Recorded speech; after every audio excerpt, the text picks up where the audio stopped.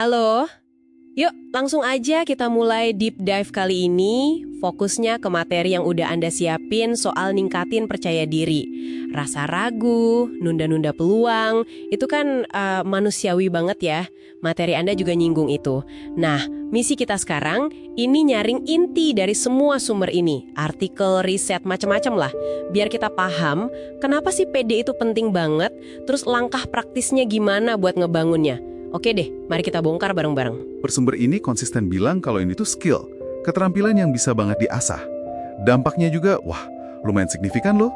Kayak riset dari University of Pennsylvania yang Anda sertakan itu, ada kaitan jelas antara PD yang tinggi sama nilai akademik yang lebih oke, dan tingkat stres mahasiswa yang lebih rendah. Jadi ini bukan cuma rasanya enak aja, tapi beneran ada hasilnya. Dan gak cuma di situ ya relevansinya. Saya lihat beberapa materi Anda, termasuk laporan LinkedIn itu, nunjukin kalau PD itu salah satu soft skill yang paling dicari loh di dunia kerja. Katanya orang yang PD itu cenderung lebih gigih ya kalau ada tantangan, lebih berani ambil resiko tapi yang terukur ya tentunya. Terus kalau gagal bangkitnya lebih cepat. Jadi fondasinya penting banget nih. Nah gimana cara bangunnya? Berdasarkan materi ini. Oke, jadi perjalanannya itu mulainya dari dalam diri sendiri. Materi Anda nyaranin langkah pertama yang penting banget. Kenali dan hargai kelebihan unik Anda. Bukan berarti cuekin kekurangan ya, tapi fokus utamanya digeser gitu. Ada salah satu artikel tuh, nyaranin latihan praktis. Coba deh, bikin daftar pencapaian Anda. Nggak usah yang gede-gede, yang kecil juga nggak apa-apa. Biar mulai kelihatan polanya, kekuatan Anda di mana. Dan ini bukan cuma biar semangat sesaat loh. Secara psikologis, ya fokus ke kekuatan itu emang ningkatin kesejahteraan emosional kita. Oh, oke, menarik. Jadi setelah kenal diri, langkah berikutnya yang ditekankan di beberapa sumber Anda itu soal bikin tujuan yang realistis ya. Terus rayain kemajuan kecil, mulai dari target yang rasanya, bisalah ini dicapai. Baru nanti pelan-pelan ditingkatin. Kenapa sih ini penting? Itu tuh dia. Karena rasa mampu atau kompetensi itu dibangunnya pelan-pelan. Kayak bata disusun satu-satu. Lewat bukti nyata kalau kita berhasil. Sekecil apapun itu. Jadi ngerayain tiap langkah maju tuh nguatin keyakinan. Oh ternyata gue bisa ya. Gitu. Yang menarik juga nih, pendekatan ini tuh nyambung banget sama konsep growth mindset-nya Carol Dweck. Itu juga disinggung di salah satu riset yang Anda bagi. Growth mindset itu kan keyakinan kalau kemampuan itu bisa dikembangin. Lewat usaha, kerja keras, bukan cuma bakat doang.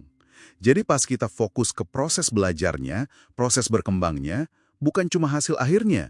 Nah, PD itu tumbuh sendiri. Pergeseran fokusnya jadi dari gue cukup bagus nggak ya? Jadi gimana caranya biar gue lebih baik? Bener juga. Terus ada jebakan zaman sekarang nih yang disorot banget di materi Anda. Banding-bandingin diri. Apalagi kalau lihat media sosial ya. Sumber-sumber Anda yang ngingetin kalau yang kita lihat online itu seringnya cuma etalase terbaik orang aja, bukan cerita utuhnya. Tepat sekali. Malah ada kutipan studi dari University of Copenhagen tuh di materi Anda. Itu nunjukin ada hubungan antara seringnya pakai medsos secara pasif, ya cuma lihat-lihat aja, sama kepuasan hidup yang menurun. Kuncinya, ya seperti ditekankan terus di sumber-sumber itu, fokus aja sama jalur Anda sendiri. Jangan bandingin dapur kita sama panggung orang lain gitu kasarnya. Oke, selanjutnya nih ada tema investasi ke diri sendiri. Ini kayaknya ada 2 poin utama ya di sumber Anda. Pertama, rawat diri yang dasar. Tidur cukup, makan bener, olahraga, luangin waktu buat hobi. Terus yang kedua, belajar hal baru. Kenapa sih belajar hal baru ini ditekankan banget? Karena gini, salah satu artikel psikologi di situ ngejelasin, pas kita berhasil nguasain skill baru, itu langsung ningkatin self-efficacy. Self-efficacy itu keyakinan kita sama kemampuan diri buat ngadepin tantangan tertentu. Jadi rasa, wah gue berhasil nih pelajarin ini, itu jadi bensin langsung buat PD. Jadi nggak cuma nambah skill, tapi ngebangun rasa gue mampu. Iya. Masuk akal. Terus ada dorongan kuat banget nih di semua materi Anda buat, action. Ambil tindakan sekecil apapun, terutama keluar dari zona nyaman. Ditekankan banget kalau PD itu kayak otot ya. Harus dilatih biar tumbuh, nggak bisa ditungguin aja. Mungkin sesimpel akhirnya nelpon orang yang kita ragu hubungi. Atau nanya di rapat gitu. Atau nyoba resep daru yang kelihatannya ribet. Betul. Tindakan-tindakan kecil kayak gitu tuh yang jadi bukti nyata buat diri sendiri kalau kita mampu.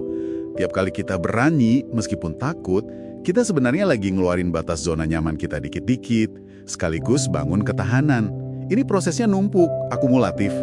Nah, yang terakhir tapi nggak kalah penting nih. Sumber Anda juga nyebut soal kekuatan lingkungan.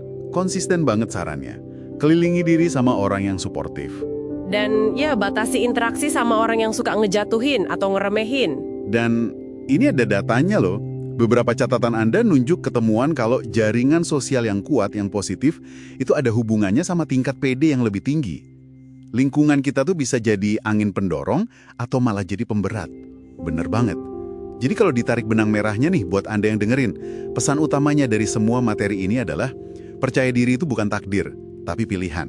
Dan juga serangkaian skill yang bisa banget Angga kembangin secara aktif.